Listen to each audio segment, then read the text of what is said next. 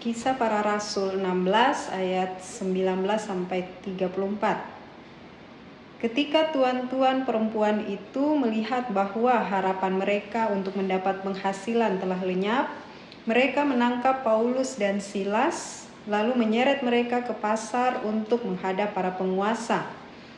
Setelah mereka membawa keduanya menghadap pembesar-pembesar kota itu, berkatalah mereka, "Orang-orang ini mengacau kota kita ini.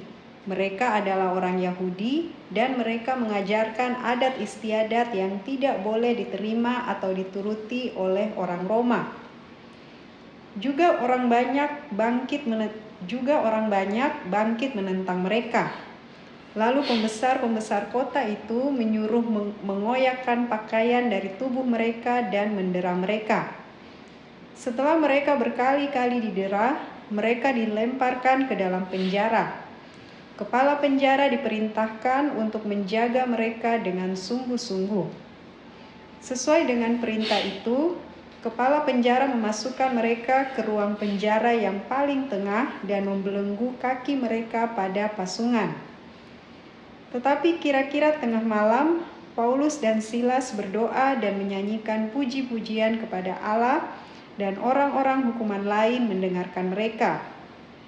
Akan tetapi terjadilah gempa bumi yang hebat, sehingga fondasi-fondasi penjara itu goyah, dan seketika itu juga terbukalah semua pintu dan terlepaslah belenggu mereka semua. Ketika kepala penjara itu terjaga dari tidurnya dan melihat pintu-pintu penjara terbuka, ia menghunus pedangnya hendak membunuh diri, karena ia menyangka bahwa orang-orang hukuman itu telah melarikan diri. Tetapi Paulus berseru dengan suara nyaring, katanya, "Jangan celakakan dirimu, sebab kami semuanya masih ada di sini." Kepala penjara itu menyuruh membawa suluh, lalu berlari masuk dan dengan gemetar sujudlah ia di depan Paulus dan Silas. Ia mengantar mereka keluar sambil berkata, "Tuan-tuan, apa yang harus aku perbuat supaya aku diselamatkan?" Jawab mereka, "Percayalah kepada Tuhan Yesus Kristus dan engkau akan selamat, engkau dan seisi rumahmu." Lalu mereka memberitakan firman Tuhan kepadanya dan kepada semua orang yang ada di rumahnya. Pada jam itu juga kepala penjara itu membawa mereka dan membasuh luka mereka. Seketika itu juga ia dan keluarganya memberi diri dibaptis. Lalu ia membawa mereka ke rumahnya dan menghidangkan makanan kepada mereka. Dan ia sangat bergembira bahwa ia dan seisi rumahnya telah menjadi percaya kepada Allah. Amin.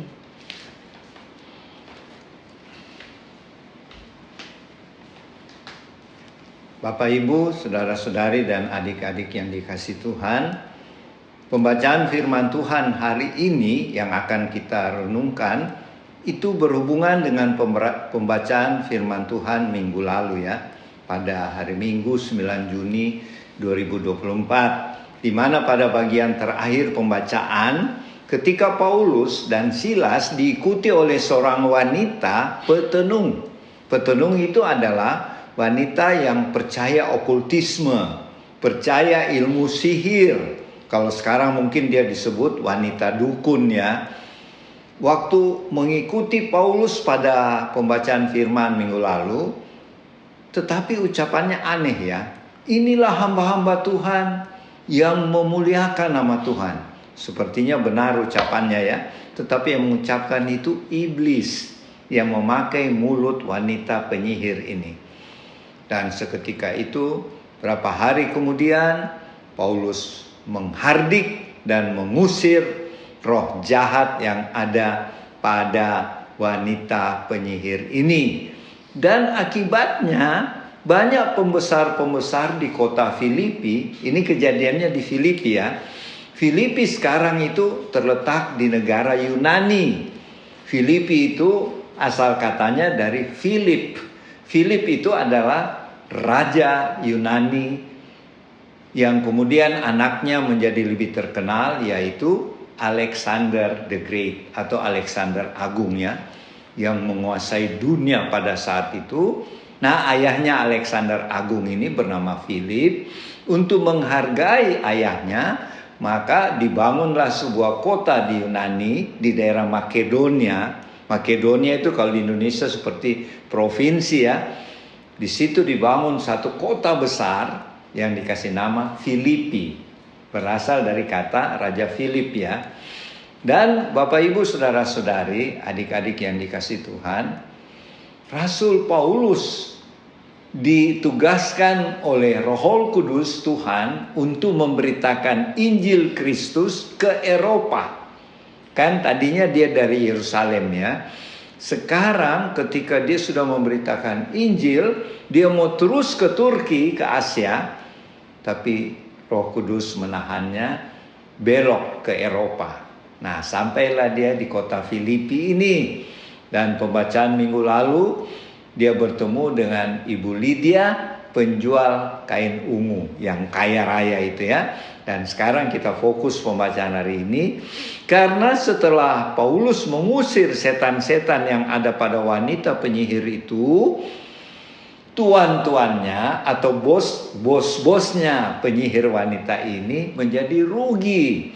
Kenapa rugi? Karena selama wanita penyihir ini ada setan-setan di badannya, dia dapat meramalkan atau menujumkan seseorang masa depannya bagaimana. Dan dari situlah pembesar-pembesar ini atau tuannya, bosnya wanita ini mendapat keuntungan, dapat uang ya. Jadi ketika wanita penyihir ini sudah hilang setannya, marahlah bos-bosnya wanita ini karena mereka merasa dirugikan. Dan selanjutnya mereka pergi ke pembesar kota Filipi, jadi pejabat-pejabat tinggi di kota Filipi itu, dan memfitnah Rasul Paulus dan Silas dengan mengatakan bahwa orang-orang ini, kedua orang ini, Rasul Paulus dan Silas adalah orang-orang Yahudi yang mau membawa ajaran-ajaran agamanya di Yunani ini, di kota Filipi ini. Sehingga pembesar di Filipi menganggap ini bahaya. Nanti bisa menimbulkan pemberontakan dengan ajaran-ajaran Yahudinya. Karena pada waktu itu juga di Israel banyak terjadi pemberontakan. Contohnya Yudas Makabe yang dipimpin oleh seorang bernama Yudas Makabe, itu pemberontakan terkenal ya. Sehingga pemerintahan di Yunani yang di Filipi ini jadi khawatir, jangan-jangan melalui Rasul Paulus dan Silas ini terjadi pemberontakan lagi di Filipi, karena di situ banyak juga orang Yahudi ya, orang Yahudi diaspora, yaitu orang Yahudi pada waktu zaman beberapa ratus tahun sebelumnya dibuang oleh Raja Babilonia, yaitu Raja Nebukadnezar kedua, ke daerah Yunani, tersebar ke seluruh dunia. Maka itulah yang disebut hilangnya 10 suku ya. Ini peristiwa inilah. Jadi Bapak Ibu saudara-saudari, adik-adik yang dikasih Tuhan, ketika pembesar-pembesar kota Filipi mendengar bahwa ada ancaman bahaya kedua rasul ini, Paulus dan Silas, maka mereka menangkap. Jadi mereka dianggap penjahat ya, pemberontak. Dan kemudian bajunya mereka dirobek dan mereka mulai dicambuk, disiksa sampai babak belur ya. Penuh dengan luka-luka badannya Paulus dan Silas. Padahal mereka tidak bersalah ya. Mereka memberitakan Injil Kristus. Ya, supaya banyak orang bertobat dan percaya Tuhan Yesus. Tapi akibatnya mereka dipenjara, disiksa. Nah, apa kita ambil pelajaran dari sini? Berarti ketika kita juga menginjil tentang Kristus, belum tentu keadaannya mulus-mulus saja ya. Contoh Rasul Paulus dengan Silas. Ini hamba-hamba Tuhan yang luar biasa ya. Tetapi malah mereka ditangkap, dianggap difitnah sebagai penjahat, dicambuk, disiksa. dan masuk di penjara. Dan bos-bosnya si wanita penyihir ini katakan, jangan sampai dia lolos lagi kayak Rasul Petrus ya. Jadi selain dia di penjara, tentu dirantai ya, dengan belenggu rantai. Kemudian kedua kakinya Rasul Paulus dengan Silas dipasung ya, supaya tidak bisa lari atau lolos lagi. Karena mereka lihat Rasul Petrus bisa lolos ya. Nah, lolos dari penjara. Kemudian kita baca selanjutnya, ketika mereka di penjara, difitnah, di penjara, dan badannya penuh luka-luka, tentu sakit sekali ya, nyeri. Tetapi Rasul Paulus dan Silas tidak mengomel, tidak mengeluh sama Tuhan. Tuhan, kami sudah memberitakan Injil-Mu, tapi ini hasilnya, kami disiksa, dicambuk, bahkan dipenjara, difitnah seperti seorang penjahat.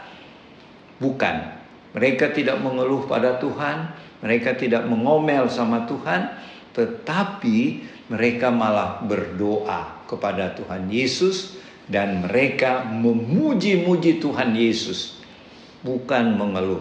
Padahal kalau dipikir, badan mereka, muka mereka sudah penuh dengan luka-luka. Ya, tentu perih rasanya ya. Tetapi Bapak Ibu saudara-saudari, adik-adik yang dikasih Tuhan, ketika Rasul Paulus dan Silas berdoa dan memuji-muji Tuhan, Tuhan membalas. Tuhan mendengar doa hamba-hambanya ini. Tuhan mendengar puji-pujian yang dinyanyikan oleh Paulus dan Silas, dan Tuhan meresponsnya dengan apa? Gempa bumi yang dahsyat. Jadi ingat ya, gempa bumi juga bisa dari Tuhan ya. Jadi ketika Tuhan membalas puji-pujian dari Rasul Paulus dengan Silas dengan gempa bumi yang dahsyat. Alkitab bilang gempa bumi yang luar biasa, sehingga mengakibatkan pintu-pintu sel-sel penjara terbuka sendiri. Padahal sudah digembok ya, sudah dirantai, digembok lagi, tapi dengan gempa bumi yang Tuhan buat, pasti itu pekerjaan malaikat ya, malaikat Tuhan, sehingga pintu-pintu penjara itu terbuka sendiri. Dan kayu pasungan yang di kakinya Rasul Paulus dan Silas terbelah dua. Jadi mereka terbebas dari pasungan. Dan ketika terjadi gempa bumi yang hebat itu dan pintu-pintu penjara terbuka semua, berarti para tahanan, narapidana yang semuanya penjahat kecuali Rasul Paulus dan Silas, secara logika pasti sudah lari. Sudah keluar dari penjara, karena pintu penjara terbuka sendiri ya, oleh sebab gempa bumi yang dibuat oleh Tuhan Yesus. Tapi apa yang terjadi kemudian? Karena si kepala penjara tinggal juga di kompleks penjara itu, rumah si kepala penjara di kompleks penjara itu ya, di kota Filipi. Karena dia takut narapidana atau penjahat-penjahat sudah melarikan diri dari penjara, karena mendengar pintu-pintu penjara sudah terbuka, dia mengambil pedangnya dan mau bunuh diri. Ya, karena dia pikir, untuk apa lagi hidup kalau tahanan sudah lari, pasti dia dihukum. Karena para pembesar sudah pesan baik-baik, jangan sampai Rasul Paulus dan Silas ini lolos. Sekarang penjara sudah terbuka, pasti mereka sudah lari. Sehingga si kepala penjara di Filipi ini mau bunuh diri dengan pedangnya. Tiba-tiba Paulus berteriak, jangan celakakan dirimu. Atau kalau bahasa hari-hari, jangan bunuh diri. Kami tahanan masih ada di tempat, belum melarikan diri. Tetapi kepala penjara ini tetap takut. Sekalipun dia heran, kenapa ini narapidana tidak ada yang lari ya? Malah mereka tetap dalam penjara. Dengan penuh ketakutan, si kepala penjara mendatangi Rasul Paulus dan Silas. Dan dia bertanya sambil berlutut. Ini seorang pembesar loh. Pembesar itu, kepala penjara ini pembesar ya. Pejabat tinggi di kota Filipi. sampai berlutut di hadapan hamba Tuhan yang bernama Rasul Paulus dan Silas dan bertanya, supaya saya selamat, apa yang harus saya buat? Karena dia pikir, biarpun tidak ada tahanan lari, tetapi sampai pintu penjara ini terbuka, dia tetap dihukum. Dan hukumannya biasanya hukuman mati, ya. Jadi dia bertanya sama Rasul Paulus dan Silas, apa yang harus saya buat supaya saya selamat, keluargaku juga selamat? Rasul Paulus bilang, percayalah kepada Tuhan Yesus, maka engkau akan selamat. Jadi nasihat Rasul Paulus hanya satu, percayalah kepada Tuhan Yesus supaya kau selamat. Dan kita baca selanjutnya, si kepala penjara membawa Rasul Paulus dan Silas, tapi tahanan lain tidak ya, tetap di penjara, kemudian pintunya dikunci lagi, tapi khusus Rasul Paulus dan Silas dibawa ke rumahnya. Di rumah kepala penjara itu semua luka-lukanya dibersihkan, diobati, dan mereka dikasih makan ya oleh kepala penjara. Dan setelah itu Paulus memberitakan tentang Tuhan Yesus kepada kepala penjara, kepada istrinya dan anak-anaknya kepala penjara. Sehingga kepala penjara bersama keluarganya percaya dan terima Tuhan Yesus sebagai Tuhan dan Juru Selamat. Jadi ini satu peristiwa mujizat ya. Di dalam penjara pun Tuhan bisa memakai Paulus dan Silas memenangkan satu keluarga besar, keluarga kepala penjara di Filipi. Apa yang kita bisa belajar dari firman ini? Marilah kita sungguh-sungguh sebagai keluarga Warlot Ministry, Bapak Ibu, saudara-saudari, adik-adik semua, marilah kita sungguh-sungguh mengasihi Tuhan Yesus yang sudah lebih dulu mengasihi kita dan menjalankan perintahnya, yaitu amanat agung memberitakan Injil Kristus seperti Rasul Paulus dan Silas. Dan percayalah banyak mujizat-mujizat akan terjadi. Ya, kalau Tuhan bisa membebaskan Paulus dan Silas dari penjara, maka kita pun Bapak Ibu saudara-saudari bisa dibebaskan dari belenggu apapun yang menghalangi kita untuk memberitakan Injil. Jadi marilah kita bangkit, jadilah terang buat orang-orang di sekitar kita, sehingga mereka juga akan percaya dan terima Tuhan Yesus sebagai Tuhan dan Juru Selamat mereka. Terpujilah Tuhan Yesus Juru Selamat kita. Dan Oma Palar nanti akan menambahkan, melengkapi pemberitaan firman Tuhan ini. Tuhan Yesus memberkati. Selamat siang Bapak Ibu, saudara-saudari dan teman-teman Warlot di rumah. Kita jumpa lagi pada hari ini.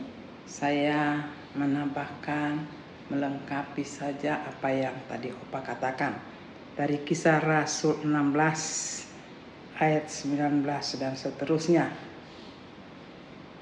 yaitu Paulus masuk penjara ya, yang tadi Opa katakan ayat 19 sampai dengan 39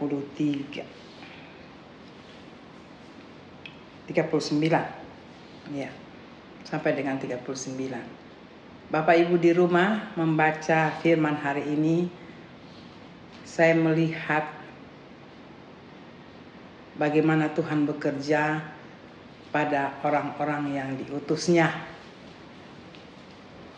Yang kita lihat pertama, bagaimana persiapan bagi orang-orang yang sudah menyediakan hati hidupnya melayani Tuhan. Dan itu juga Tuhan memilihnya. Mereka benar-benar berjalan sesuai tugas yang Tuhan berikan. Di situ saya tidak mengulangi memberikan apa yang mereka siapkan, tapi saya percaya Bapak Ibu di rumah sudah mengetahuinya, bagaimana mereka membawa kabar keselamatan, kabar sukacita khususnya bagi dunia. Ya. Dalam pembacaan kita hari ini saya mendapat ada 2 bagian di situ. Yang pertama, sebagai anak-anak Tuhan, membawa kehidupannya, membawa misinya di dalam atau di tempat yang Tuhan sudah berikan pada mereka. Dalam hal ini Paulus, pembacaan kita pada hari ini.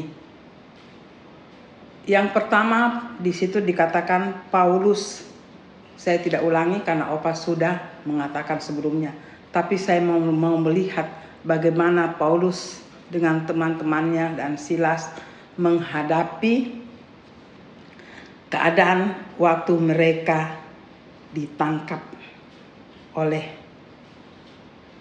orang-orang yang perwira-perwira, pembesar-pembesar yang menangkap mereka. Hanya satu tujuan yang kita lihat, tidak mau menerima apa yang Tuhan buat pada saat itu di dalam kehidupan di dalam kehidupan dunia ini yang dimulai dari bangsa Israel atau bangsa Yahudi, dan ini sudah menjalar ya begitu besar. Saya pasti Bapak Ibu sudah mengetahuinya. Yang saya mau katakan, bagaimana Tuhan membuat kehidupan anak-anak Tuhan itu daya tahannya. Saya berpikir daya tahan seorang manusia menghadapi kenyataan yang mereka harus hadapi. Kalau membaca bagian pertama, Paulus didera ya, sampai disobek ya. Saya percaya Bapak Ibu sudah mengetahui itu. Tapi kita bayangkan kalau kita ada di saat itu, membacanya saja itu sungguh luar biasa Bapak Ibu. Kalau kita merenungkan, kita hayati, kita ada di tempat yang demikian ya. Mungkin kita tidak usah di tempat itu, kita menonton saja, membaca saja, dan kita merenungkan luar biasa daya tahan Paulus dan teman-temannya. Kita merenungkan sedikit sampai di mana daya tahan seorang manusia. Ya. Kalau dilihat tidak ada kekuatan, ya. Siksaannya luar biasa. Ya dihina, dipukul, ya. Bagaimana penderitaan. Tetapi yang saya sangat tertempelak dengan keadaannya Paulus adalah tidak ada satu kata pun yang keluar dari mulut mereka.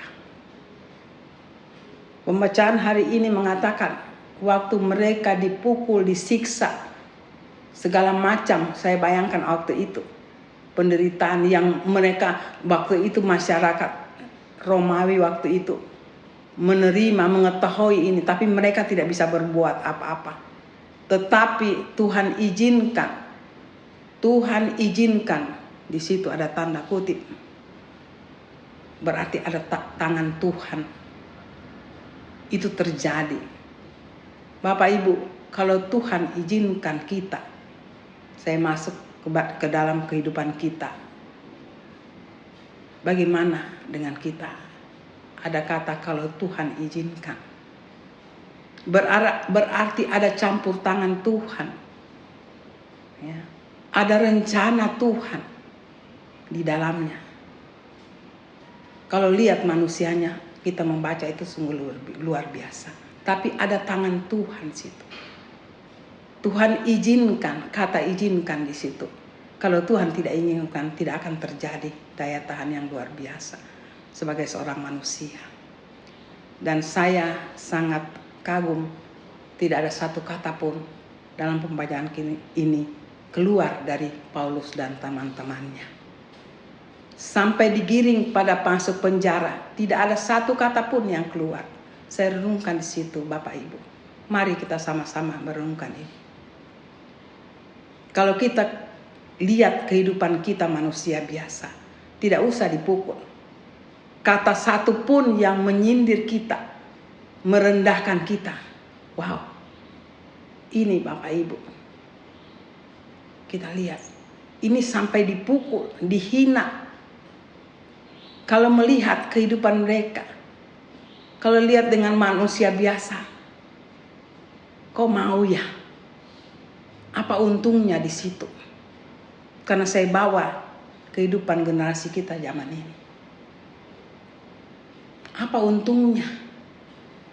Tidak ada nama di situ. Tidak ada hasil di situ. Tidak ada uang, kata dunia sekarang. Kita mau berjuang kalau ada uang. Kalau zaman kita sekarang. Coba kita bawa penderitaan. Kata penderitaan Paulus dan teman-temannya. Luar biasa Bapak Ibu. Saya tidak beberkan satu persatu. Mari kita hayati. Karena yang kita hayati adalah mereka dipukul, dicambuk, dihina, ya, dirobek pakaian mereka dan dibawa masuk penjara. Apakah kita mampu? Tapi yang sangat menghibur sebagai anak Tuhan. Sekali lagi saya katakan, kalau Tuhan tidak izinkan, tidak mampu. Kalau Tuhan izinkan berarti di situ ada daya tahan, ada kuasa. Yang paling hebat, daya tahan itu tidak mengeluarkan kata-kata di mulut Paulus dan teman-temannya. Itu yang sangat tertempelak saya sebagai manusia biasa. Ya, tidak ada kata di sini Paulus menangis, tidak ada. Kita bawakan kehidupan kita, satu kata pun keluar kadang-kadang sangat menyakitkan kita. Itu kita kejar. Sakit dan kita menangis, tapi di sini tidak ada kata itu. Bagaimana? Bapak Ibu merenungkan Paulus dan teman-temannya. Kita zaman sekarang rindu melayani Tuhan. Pemberitaan firman Tuhan hari ini mendorong kita mengatakan, Tuhan aku mau. Tapi apakah kita mampu? Yang kita harus terhibur, Tuhan ada di situ. Bapak Ibu, Tuhan tidak pernah tinggalkan kita. Kita mau Tuhan lebih lagi memberikan kita bekal yang luar biasa. Bisa tahan dalam penderitaan. Kalau kata manusia ini penderitaan. Saya bandingkan apa yang saya katakan tadi. Kadang-kadang kita dihina. Tidak mau terima. Ini bukan dihina Bapak Ibu. Mari kita belajar firman hari ini. Kita kuatkan hati kita. Tuhan, aku mau. Tapi dikatakan aku mau diikuti dengan apa yang terjadi bagi Paulus dan teman-temannya. Apakah kita berani mengatakan itu? Firman hari ini kita belajar. Tuhan tidak sembunyi-sembunyi. Ya, mau mengikuti Tuhan. Tidak ada satu kata pun mengatakan terhibur. Tapi yang paling terhibur, daya kekuatan kita sebagai manusia lebih daripada manusia biasa. Karena Tuhan kita. Ya, saya tidak panjang di situ. Mari kita minta Tuhan. Kalau kita rindu melayani Tuhan, melayani Tuhan, pelajaran bagi Paulus dan teman-temannya bagi kita. Mari kita contoh. Tuhan memberikan bekal begitu banyak, begitu hebat. Kita lebih daripada manusia biasa. Kita adalah anak Tuhan. Daya tahan kita, kehebatan kita di situ. Kehebatan kadang-kadang manusia zaman sekarang mau lihat yang hebat, yang menghasilkan, ya, nama, power. Kalau Paulus apa yang terjadi? Tidak ada apa-apa, tidak ada nama. Malah kalau kita zaman sekarang mengikuti, melihat ini, apa sih untungnya? Apa untungnya Tuhan? Kita harus renungkan kalau kita mau mengikuti Tuhan. Tuhan sekali lagi memberikan kekuatan yang ekstra dan tidak dimiliki dan tidak bisa diberikan oleh dunia. Itu yang pertama. Setelah Paulus masuk penjara, kita melihat di situ Tuhan menggerakkan. Ada pilihan pribadi. Mereka hidup dengan Tuhan. Ada karya Tuhan di dalam hidup mereka. Tapi ada juga pilihan pribadi. Setelah mereka di dalam penjara, tidak ada satu kata pun yang di dalam cerita ini mengatakan, aduh Paulus, aku bagaimana begini begitu. Tidak ada. Tapi apa yang mereka buat? Mereka memuji Tuhan. Mereka menyembah Tuhan. Karena apa yang mereka dapatkan, tidak ada rasa di dalam fisik mereka. Yang mereka rasakan dalam kehidupan mereka saat itu, hanya Tuhan. Hanya Tuhan. Mereka tidak melihat penderitaan. Saya percaya, saya merenungkan, mereka masih hidup pun, masih bernafas, itu mereka bersyukur. Manusia pada titik tertentu, kalau bukan, ada kata selalu keluar, kalau bukan Tuhan, saya tidak jadi apa-apa. Saya coba merenungkan, menghayati apa Paulus dan teman-temannya waktu mereka masuk penjara. Saya percaya mereka katakan sebagai manusia, kami masih hidup. Bahkan mereka tidak mungkin mereka tidak lagi merasa sakit, tapi mereka masih hidup. Waktu mereka memikirkan itu, kalau bukan Tuhan, tindakan mereka adalah dengan sadar mereka memuji Tuhan, menyembah Tuhan. Adalah mereka memuji adalah Tuhan yang hidup. Saya percaya mereka tidak melihat waktu mereka di bagaimana pembesar saat itu, ya, orang Farisi menyiksa mereka. Mereka tidak merasakan sesuatu yang mengingat setelah di penjara mereka mengingat kembali, tidak. Saya merenungkan sebagai manusia biasa, kami masih hidup ya. Karena manusia pada dasarnya, pada titik terakhir, waktu masih bernafas, di situ mereka mengakui Tuhan. Karena kalau mereka melihat keadaan mereka, tidak usah flashback ke belakang, keadaan mereka pun di dalam penjara, wow. Saya coba nalarkan itu sebagai manusia biasa. Kami hidup ya. Dan mereka, saya percaya mereka merenungkan, inilah membawa Injil keselamatan bagi dunia. Tapi mungkin saat itu juga tidak mereka pikirkan. Yang lebih saya sebagai manusiawi, mereka hidup. Hidup mereka di dalam area Tuhan. Dan mereka pikirkan Tuhan. Tidak memikirkan nasib mereka, fisik mereka. Dan mereka memuji Tuhan. Tidak ada sesuatu yang mereka waktu itu kan, ini manusia pertama-tama, penginjilan pertama-tama, ya, sesudah Roh Kudus diturunkan. Belum ada hierarki, habis ini setelah ini mah kita masuk doa ini, pujian, tidak ada. Itu timbul dari hati mereka. Bagaimana Tuhan menyertai kita? Karena nafas kehidupan yang Tuhan berikan. Kematian sudah dikalahkan. Saat itu mereka buktikan. Mereka menang. Darah Tuhan Yesus mereka buktikan. Mereka menang. Tuhan Yesus yang mereka lihat saat itu. Mereka masih lihat kesiksaan Tuhan Yesus. Tapi kemenangan bagi mereka. Dan mereka menang. Bukan mereka menang terus enak-enak terus dapat kemenangan. Tidak. Tetap mereka berjuang seperti Tuhan Yesus. Kita nalarkan ke belakang. Dan mereka lakukan, dan mereka dapat kemenangan itu.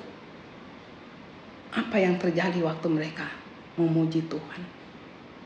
Tuhan buktikan surga berteriak, menyanyi, dan dampaknya turun di bumi. Saya tidak cerita lagi di situ, Bapak Ibu sendiri sudah baca. Ya. Semua kaget. Dan siapa yang ditugaskan, yang melihat karya Tuhan pertama, keajaiban Tuhan adalah kepala penjara. Sebagai manusia biasa mereka tugaskan. Dan mereka ditaruh di tempat yang paling terdalam dalam penjara. Saya coba baca, kenapa tidak dikatakan yang lain-lain orang dalam penjara. Tetapi di tempat yang terdalam, berarti yang paling khusus. Penderitaan yang paling khusus. Dan mereka harus jaga orang ini. Kalau tidak mereka juga berdampak. Bapak Ibu mari kita lihat karya Tuhan luar biasa.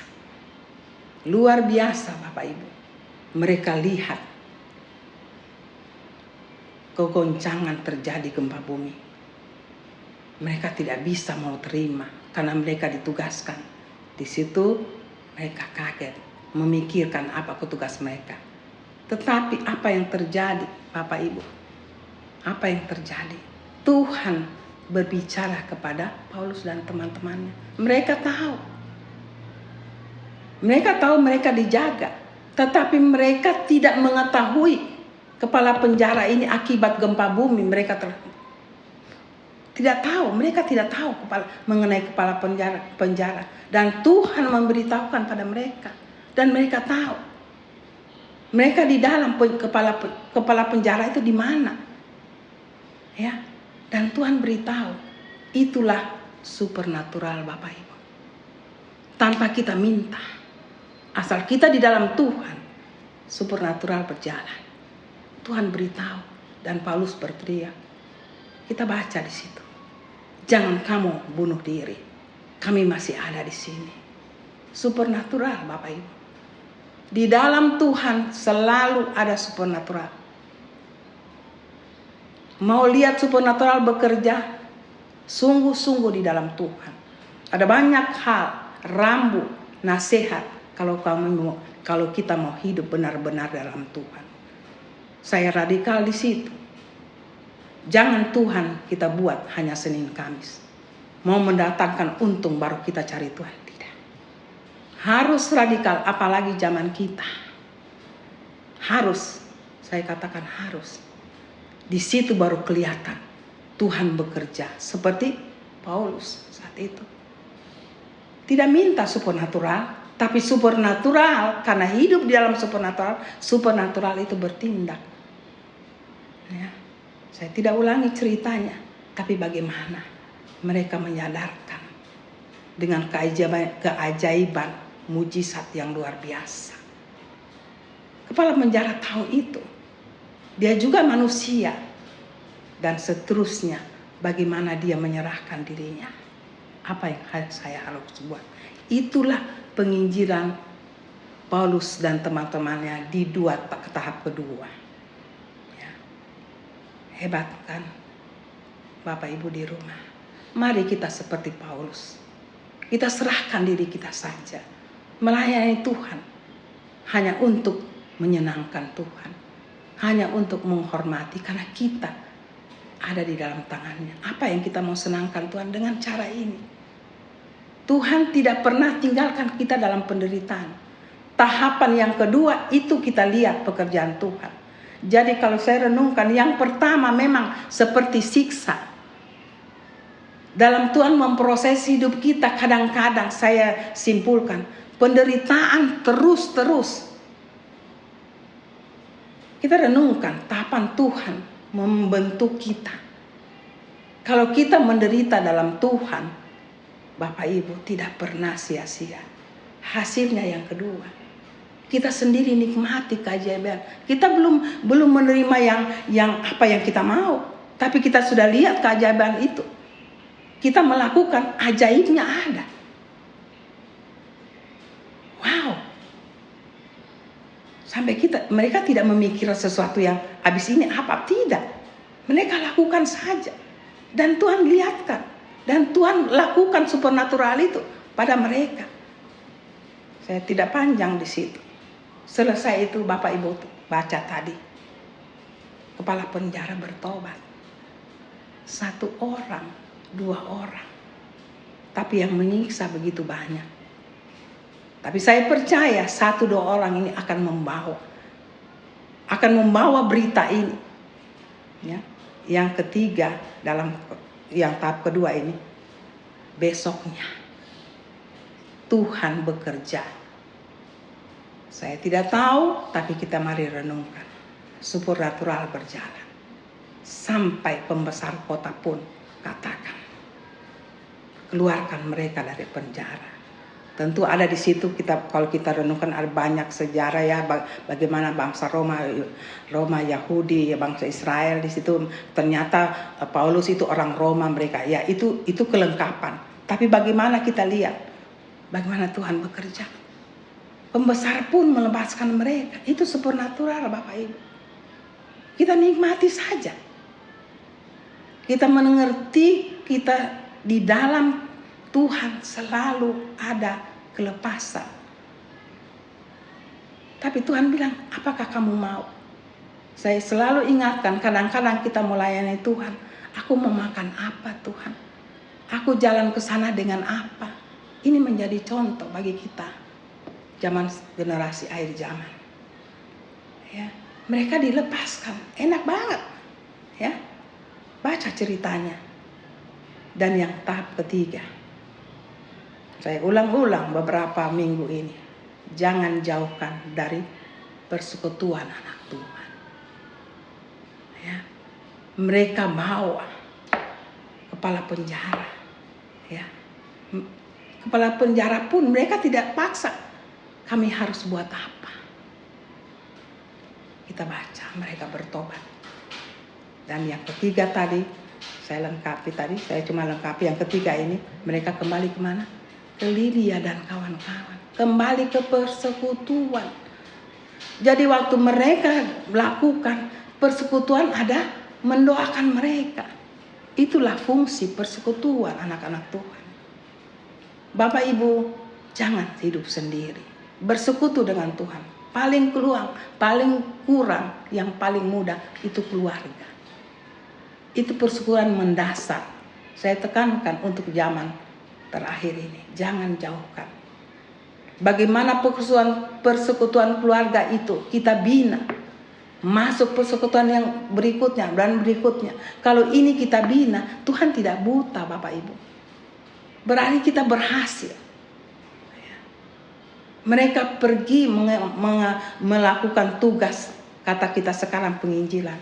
Ada yang berdoa. Dan setelah itu mereka kembali dengan sukacita. Apakah itu tidak menyenangkan Tuhan? Kita punya hati menyenangkan, Tuhan sangat senang. Segala apa yang kita tidak minta, Tuhan siapkan Bapak Ibu. Mari kita baca firman hari ini. Kita jadikan hidup kita seperti Paulus. Ini dalam skop besar, dalam hal yang besar. Coba kita bawa yang kecil saja. Mungkin 1-2 orang, mungkin sekeluarga membawa tugas pelayanan. Mari kita seperti ini. Ambil garisnya. Siapkan diri kita. Kita adalah anak Tuhan yang punya power. Karena apalagi waktu itu Tuhan baru disalib. Wow. Dan begitu banyak sampai tahun berapa ini Tuhan sudah mau datang. Malah Tuhan kalau kita mau, Tuhan lebih lagi. Karena kita melawan setan, iblis. Dengan nyata. Mari. Karena kami sekali lagi saya berulang-ulang dalam membawa firman, kami orang supernatural. Tuhan sangat suka dan sedikit menuntut anak Tuhan. Kalau bisa dengan Tuhan, jangan biasa-biasa saja.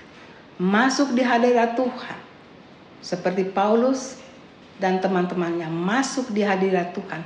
Urapan luar biasa supernatural itu terjadi. kita nikmati supernatural itu dengan sukacita. Dan Tuhan memberikan banyak-banyak berkat di dalam supernatural itu. Karena di situ ada Tuhan. Tuhan kita Tuhan supernatural. Kita pun harus. Banyak orang bagaimana ini tetap masuk saja dengan setia disiplin. Ya. Di situ Tuhan membaca kita. Pribadi, keluarga, dan persekutuan. Ya. Hari ini sampai di situ saja. Kiranya apa yang saya bawa pada siang ini menyenangkan hati Tuhan. Terlebih-lebih Bapak Ibu bisa mengerti. Saya berdoa setelah selesai ini Roh Kudus akan memberikan pengertian yang lebih daripada apa yang saya bawakan. Menjadi pelajaran bagi kita pribadi, keluarga, persekutuan. Kiranya Tuhan memberkati. Kita jumpa lagi di minggu depan. Maranatha. Amin.